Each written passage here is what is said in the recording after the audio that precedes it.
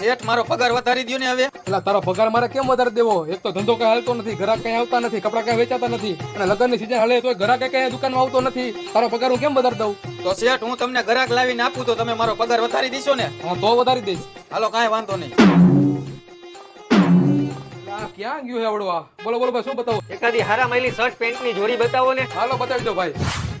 હાલો મારી દુકાનની એક નંબર જોડી. શું છે આ જોડીનું? 1500 રૂપિયા ભાઈ. એટલા બધા થોડા હોય, કાંઈ ઓછા તો કરો. અરે કાંઈ વધારે નથી ભાઈ, બરોબર જ છે. શું હે ભાઈ આ જોડીનું? 1500 રૂપિયા. કેમ તને કેવું પડે મારે? અરે નો હોય ભાઈ, આટલો બધો સસ્તો ભાવ. અહીંયા બાજુની દુકાનમાં તો 2000 રૂપિયા લે આ જોડીના. અરે ભાઈ તમે આટલી બધી સસ્તી જોડી રાખો. એક કામ કરો, આ જોડી મને પેક કરી દો, પૈસા હું ગૂગલ પે કરી દઉં છું. આલી ભાઈ જોડી કરો આમાં ગૂગલ પે. હાલો ભાઈ થઈ ગયું. હાલો શેઠ હવે ઓકે ને? Okay okay. હવે તો મારો પગાર વધારી દીશો ને? એટલે વધારવાનો જોઈને કેટલો વધારી દીશો? 250 આપતો તો ને હવે થી ને 280 આપીશ. નથી કરવું મારે કામ. તો ઘર ભેગો થા.